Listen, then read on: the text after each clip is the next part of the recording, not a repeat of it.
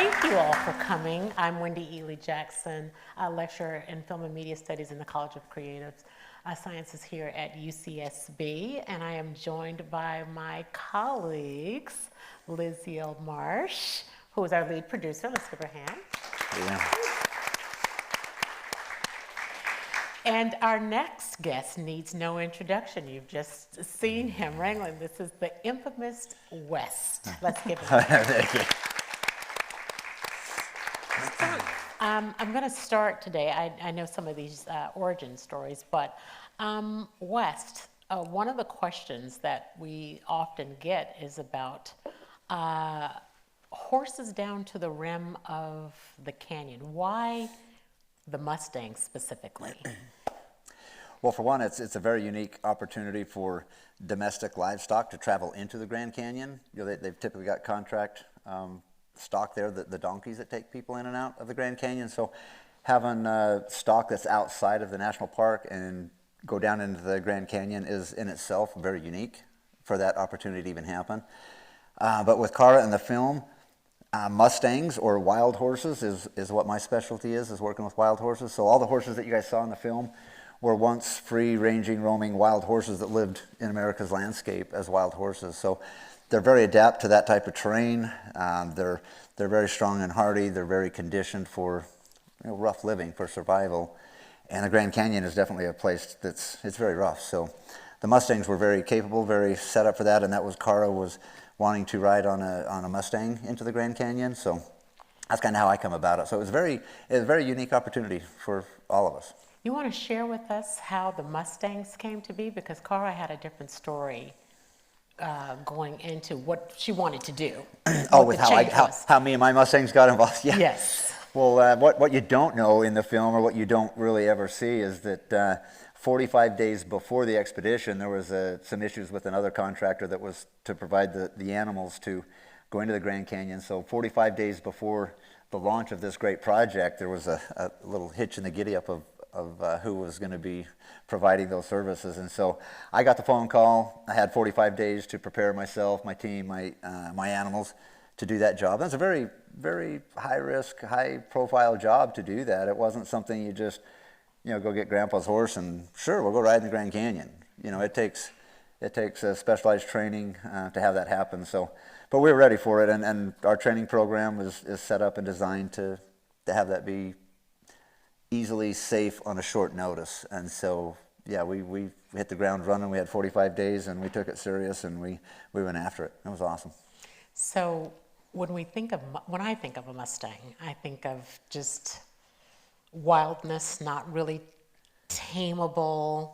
What was it that kept, the width of the area which you all were for making that descent was not very, maybe inches, right? Yeah. So what gave you the peace, which we know that you were, it was hard. You were maintaining your peace for Cara, but what made you say yes to doing that specific? Because it's not a lot of room for error.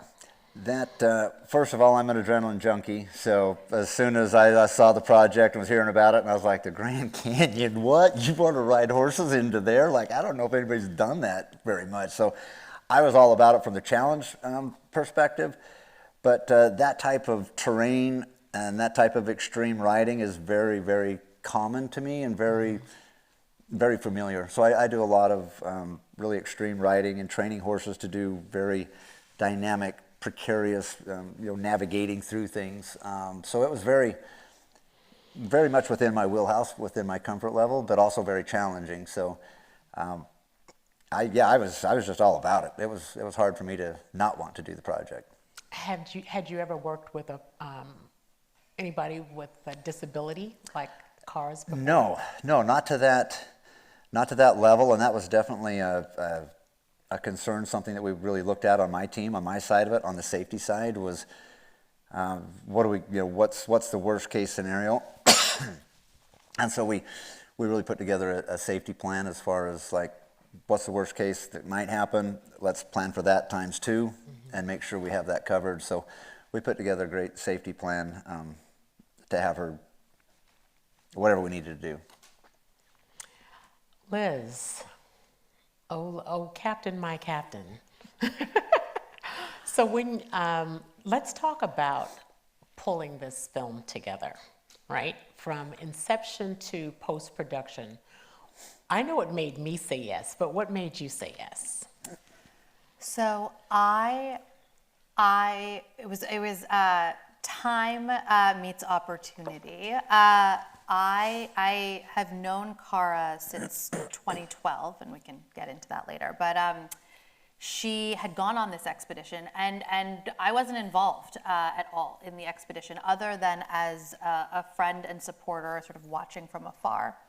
And she reached out to me in sort of late winter of 2020, and said, "Hey, I've been trying to get this film made about me for a few years now.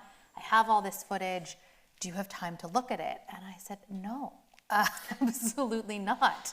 I don't have time to look at 100 hours of unsynced, zero organization, like footage. Absolutely not." And I think we all remember where we were come March of 2020, but all of a sudden, all of my productions were not happening anymore.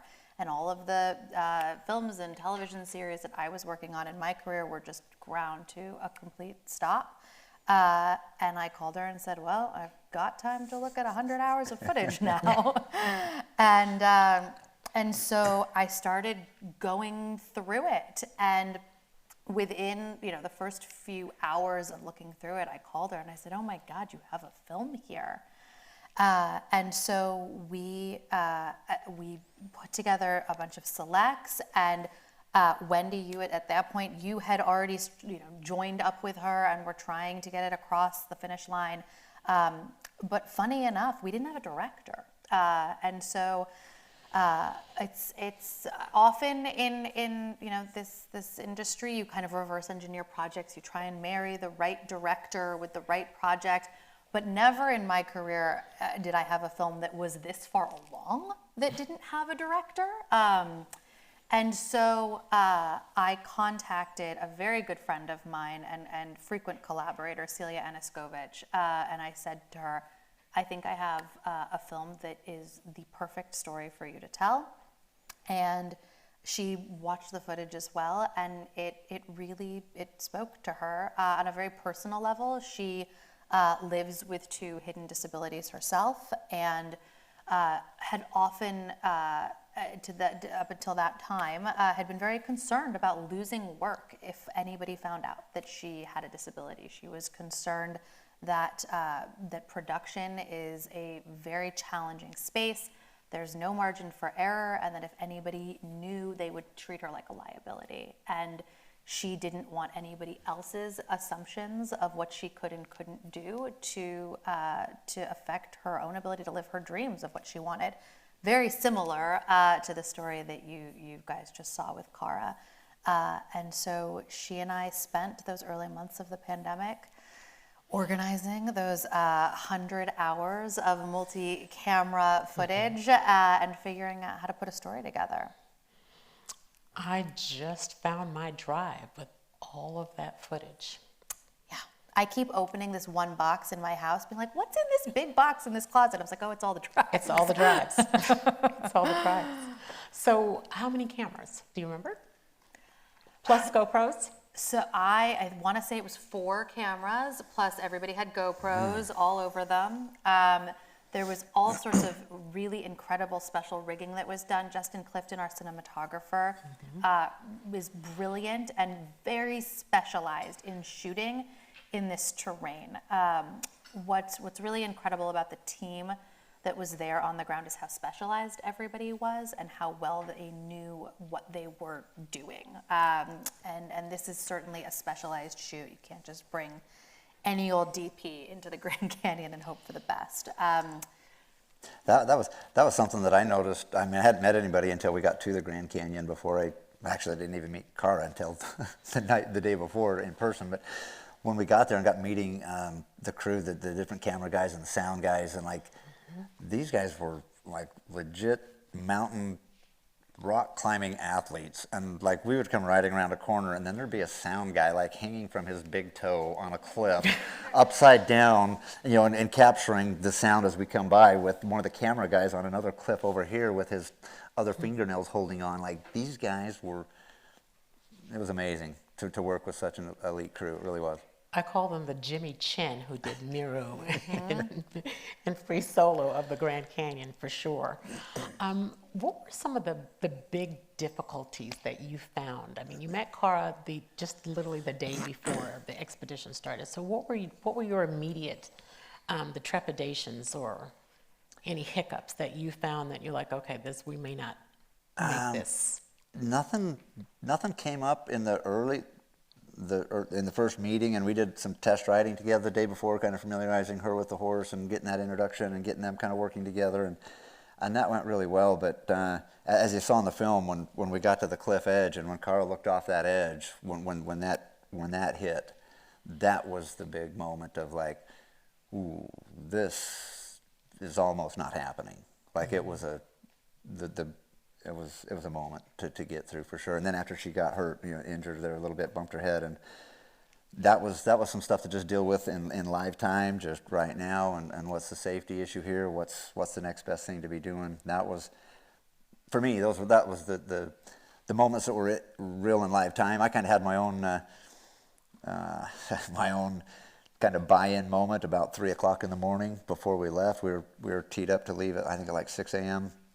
I was up with the horses about 3, wandering around in the night, and Sheriff, the horse that she was riding down into the Grand Canyon, I just kind of had to take him, and me and him went for a little walk about 3 o'clock in the morning out through the trees, and I just kind of have a nice little check-in right there. I was like, I need to know that we're doing this. That I just had to have it feel good, and it happened. It felt good, and we were there, and I was like, all right, let's go do this. There's no looking back. Like, let's go.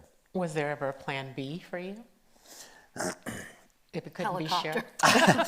No, I just had plan A, plan A1, plan A12, plan A123, but my whole intent was safety first, but also just getting through the Grand Canyon. Stopping in the Grand Canyon just in itself is not safe. Mm-hmm. Holding still on that trail is at a higher risk than gently moving with the other traffic and everything that's going on. So stopping that whole caravan was just mind stretching to me, for the momentum to come to a stop and have all of my animals stop, and we had tourists passing us. We had all kinds of stuff going on that didn't make it in the film, but those are just some things we had to deal with just in live time, and just deal with them very calmly, very quietly, and just not let any energy get up. It just had to have a flow all the way through. That was really a lot to hold and to do. But So when Cara hits her head, does Sheriff react? Can he feel her anxiety?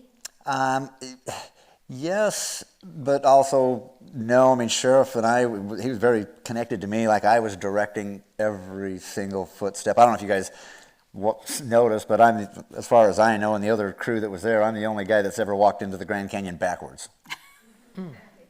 Like, I walked that backwards so that I could keep eyes on my horses. I could see what was going on. I could watch Cara. I could watch the crew and just see everything. Like, I needed to see everything. So that was something I didn't practice walking backwards. Kind of wished I would have, but I didn't. And so after walking backwards for 10 hours, I mean, that was something I didn't know I'd need to do. Liz, so you told us about how Celia came to be. You start to watch the footage. You notice that there's a story here. Let's talk, I know Celia's not here, but you guys are, I call you all the Sean Levy kind of Ryan Reynolds group. You guys are We're like this. Right, they're like this. For Celia, was there ever a moment where she said, you know, this is a lot of footage, I don't think I can find the story, or the story that Cara may want to tell? It's a really complicated question. So I think that what was really challenging was we got this footage 4 years after the expedition had happened, or we were really starting to get into it about 4 years after the expedition had happened. And there was a recollection of the lived experience that everyone had had on this trip. That the way, and everybody had different memories of it, and we talked to a number of different people who had been on the trip, and everybody had their own incredibly profound transformations in this experience, but they were all very personal, some of which were on camera and some of which were not on camera, many of which were not on camera. And so, and Cara had she made this film and she undertook this expedition for a very particular reason, which was that she wanted to prove something to the world.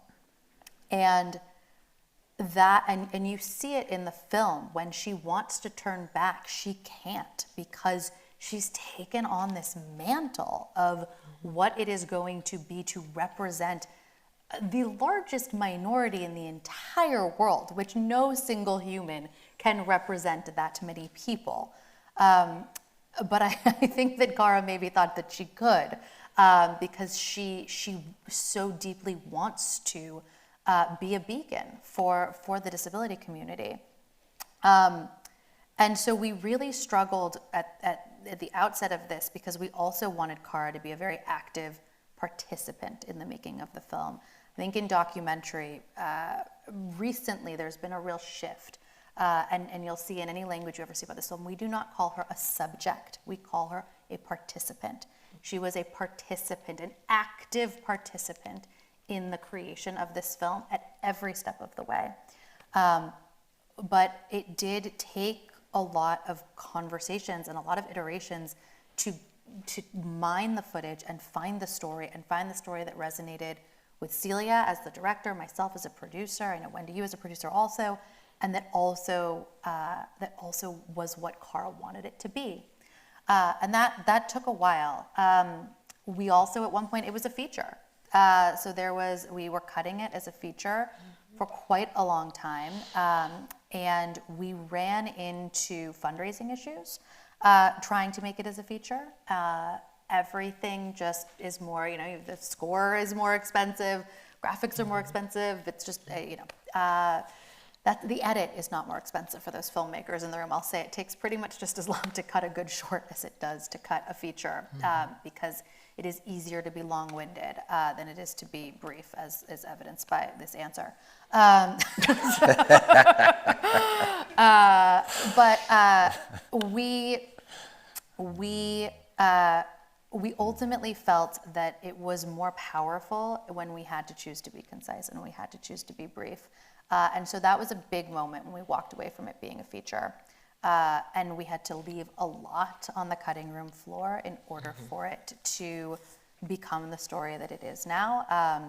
But I'm really glad we did it as a short. It's become a really effective tool as a short, and I think a lot more people have seen it as a short than they would have as a feature. Agreed.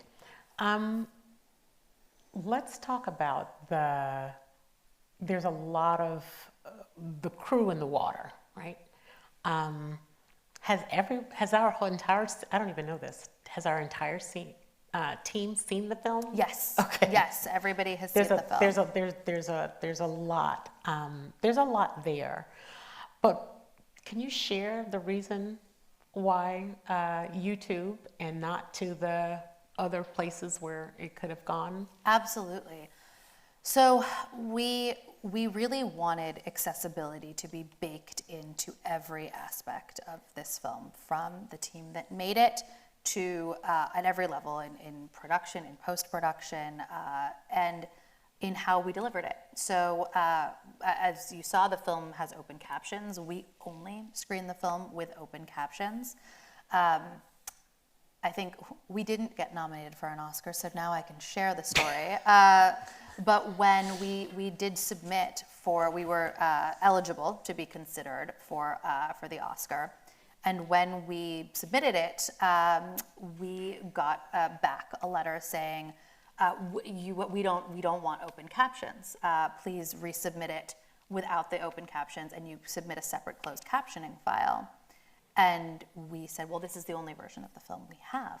This film is screened only with open captions.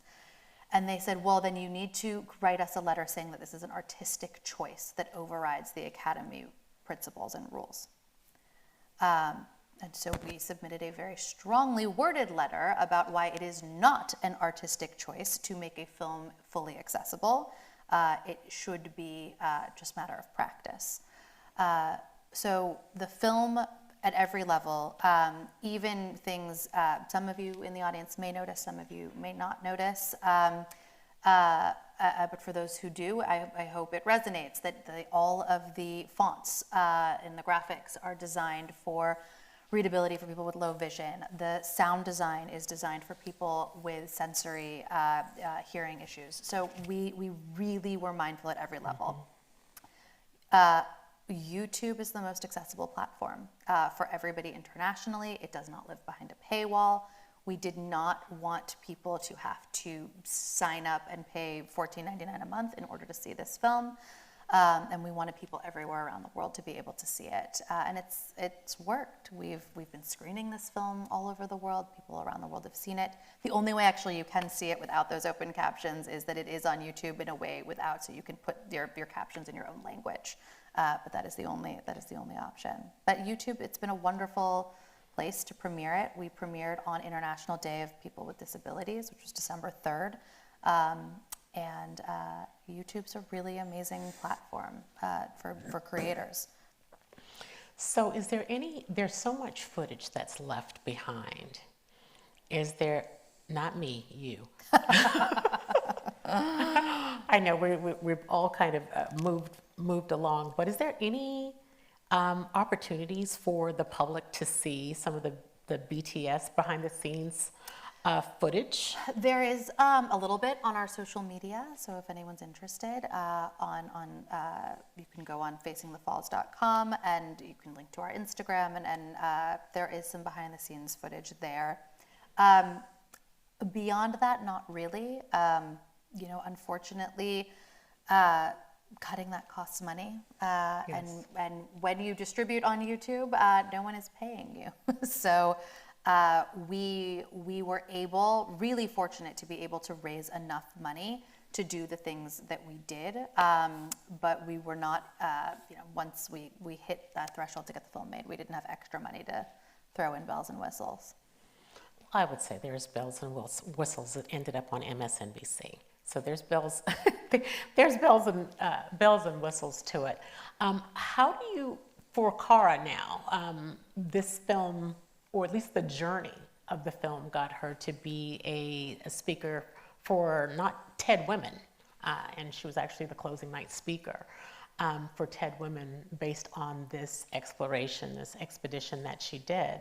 How is this film moving the needle when we have these discussions around accessibility, people with disabilities? I too have one hidden disability that, for the same reason, Celia, I never disclose because of a lot of reasons. I don't want to be, not that I feel like I'm in a place where I would lose my job. However, you don't want to be seen differently. How has this movie, do you feel, moved the needle to how people view people like Cara? And she has that disease that she has, hereditary inclusion body myopathy, simply said is the onset of muscular dystrophy. And it starts with the feet, and as it progresses, it kills the muscles. So your heart is right. So how has it moved the needle? Yeah, when Celia and I started putting this film together in the edit, and when I called her, even from the very outset, I said, what if we make an action-adventure film? Free Solo had recently come out, and I had loved that film. And I said, you never see movies that are action-adventure films in the wilderness with women protagonists, with anyone of color protagonists, and never, ever once a person with disabilities, unless it is like being treated almost, we call it disability porn. And and it's either like, how did you get this horrible thing that happened to you, and we're going to do an exploration of that, or we're just going to sort of make a really saccharine hero story. And I said, we want to make something complex.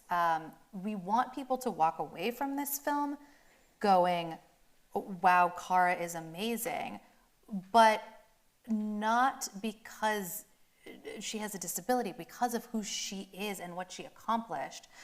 And so we were really excited about being able to put that out there into the world. And we talked a lot about, as we were making this, what it would have looked like for us as young girls to see this film and to see an action adventure hero who is a woman of color with a disability. And I think that is what's moving the needle now. And we've really seen, we've seen so many people rally behind this film and want to be a part of it and helping to amplify it and put it out there in the world and host screenings because of how motivational it is. And you know, Cara says, she goes, I don't want to just inspire people. Inspiration is a 4-letter word. I want to motivate people.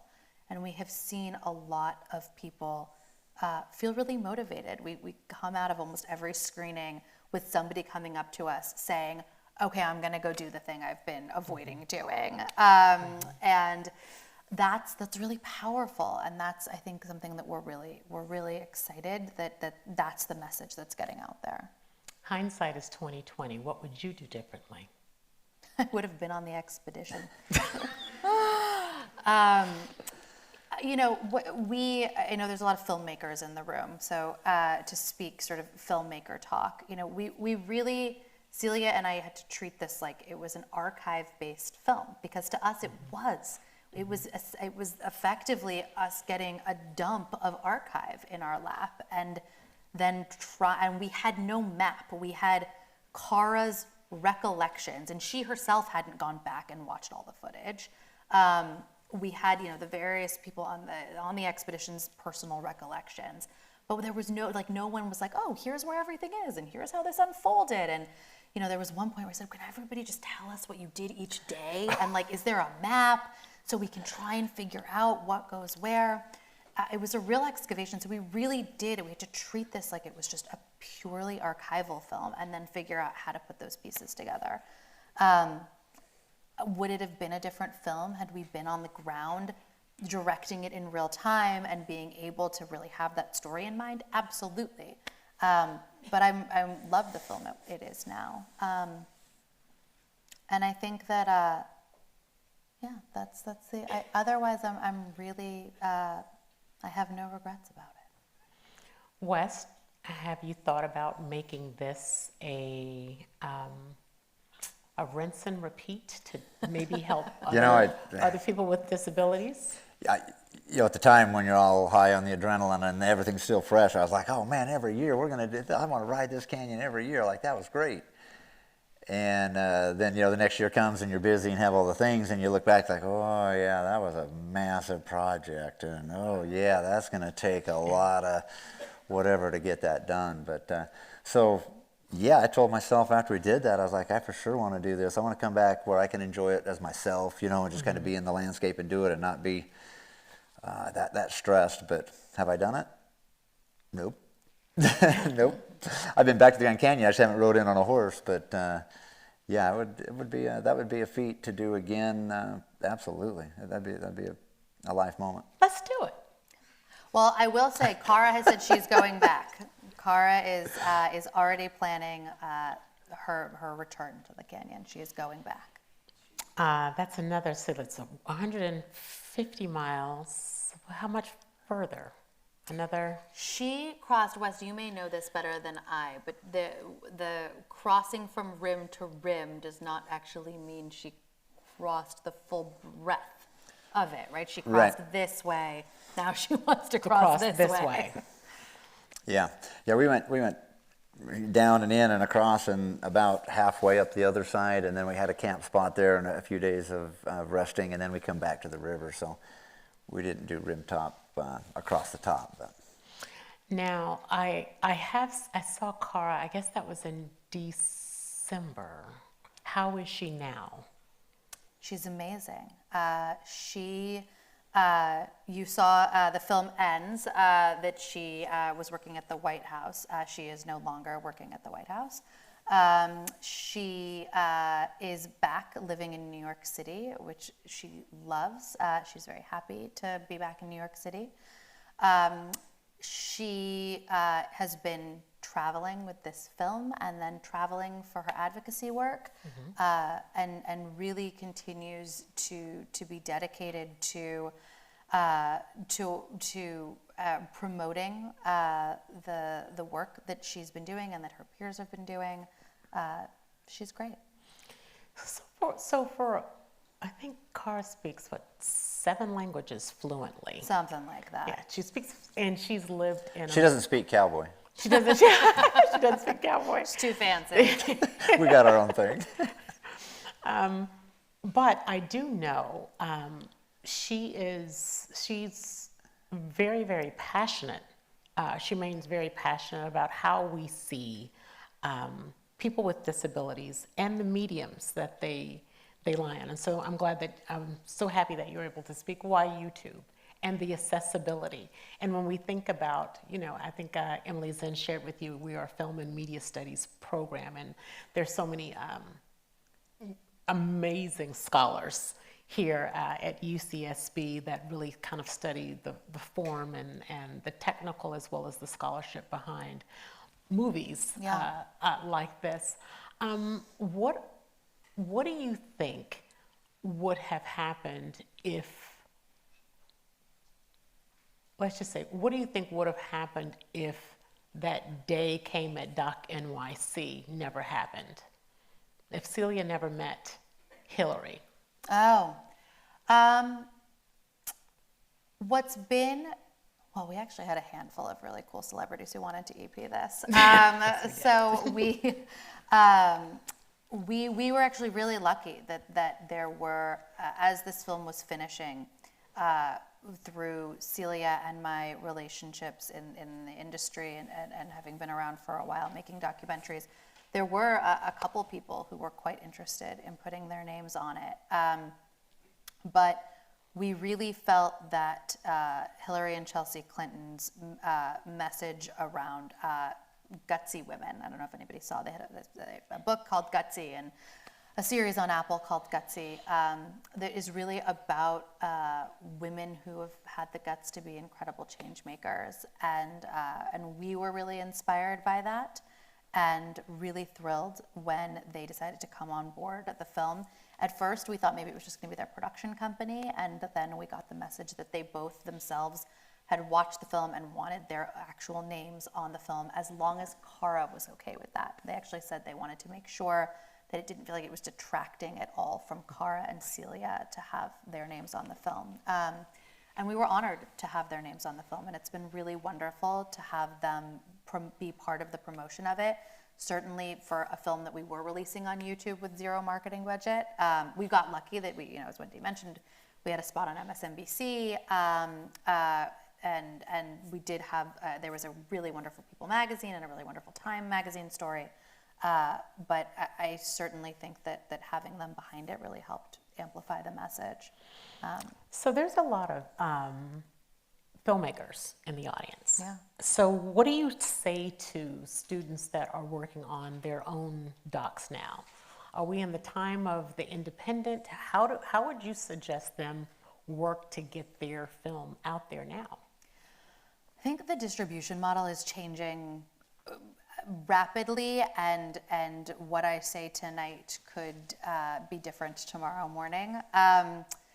We're seeing a real constriction in the number. We had this, big, so many platforms at one point, right?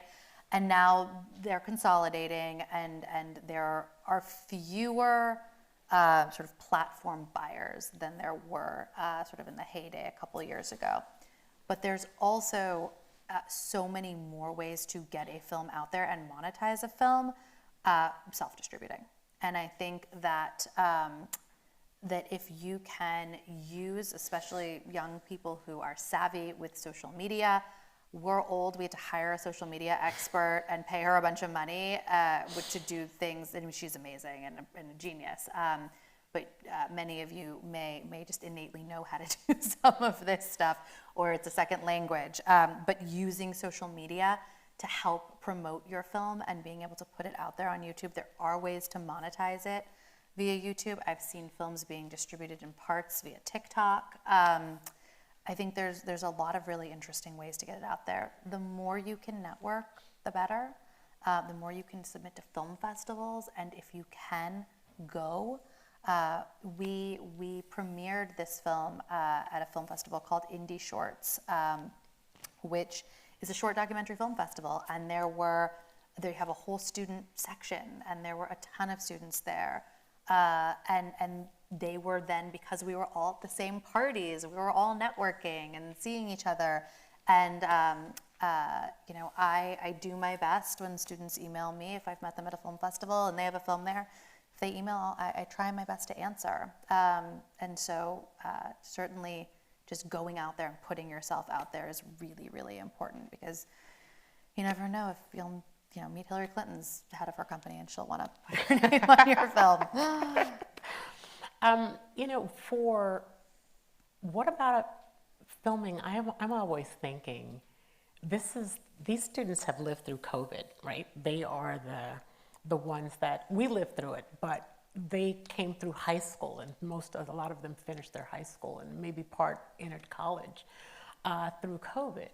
What is an iPhone sufficient to do a documentary on?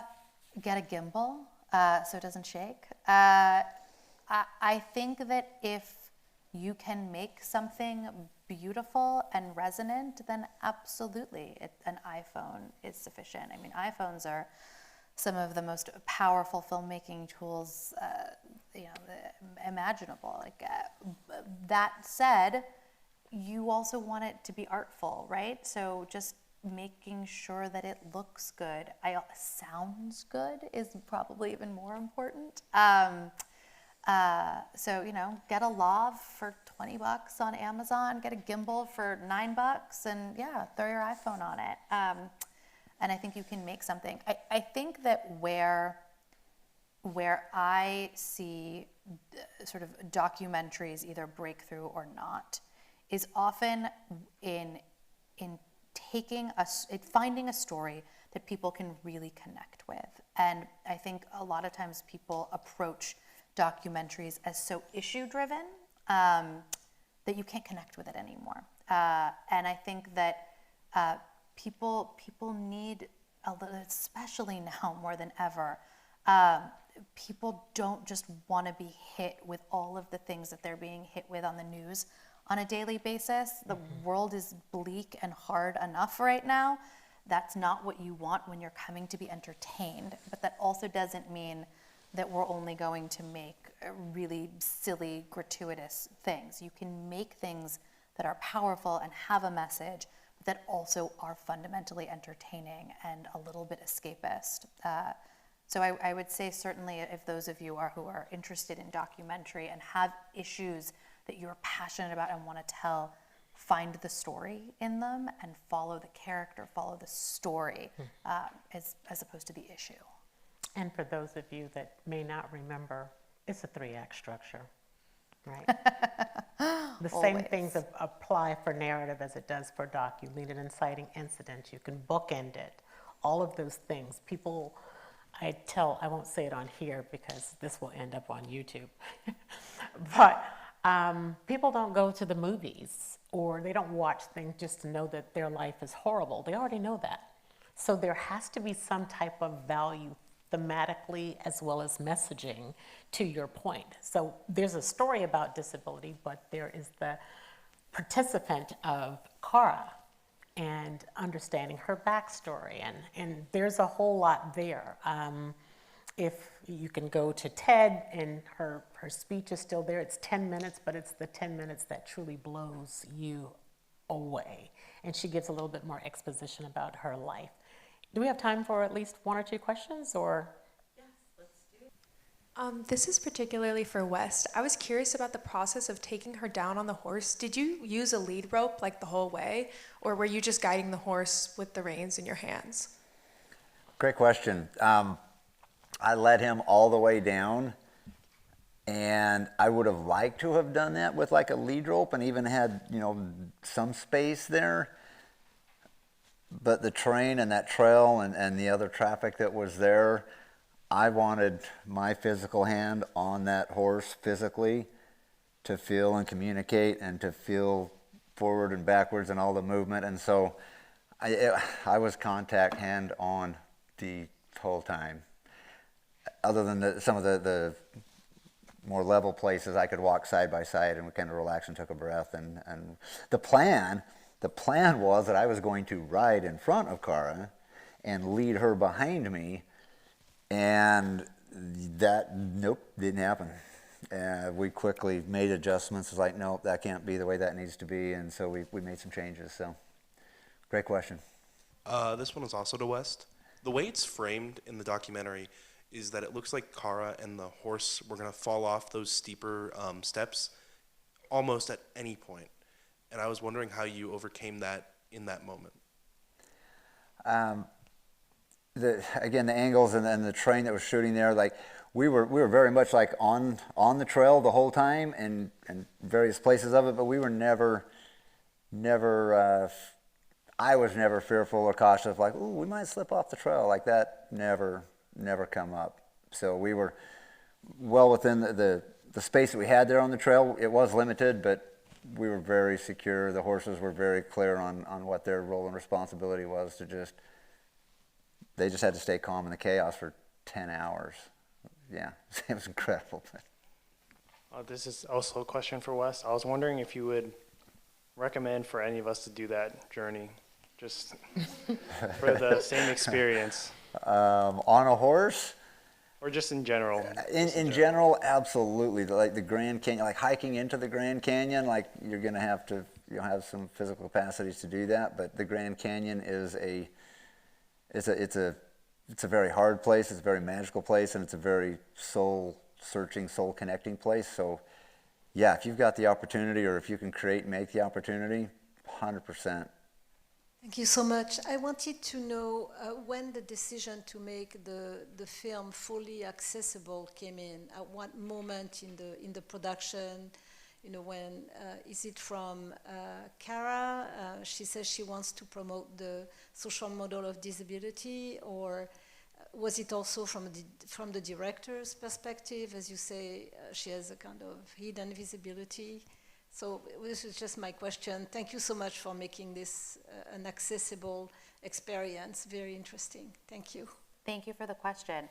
Cara certainly was taking that into account in the early days of the actual production.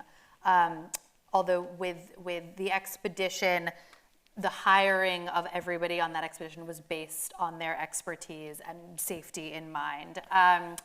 And so it was really in post-production when we started putting the team together to assemble the film that both Cara and Celia, the director, and myself and Wendy came to that decision. And so really putting together an editing team, our composer, all the people who worked in post-production, really sort of having a breadth of different lived experiences, and backgrounds, and then bringing sort of all of the disability considerations to the fore. And we had a number of different people within the disability community sort of consulting with us and helping us make sure that we were hitting all the things that we wanted to make sure that we hit.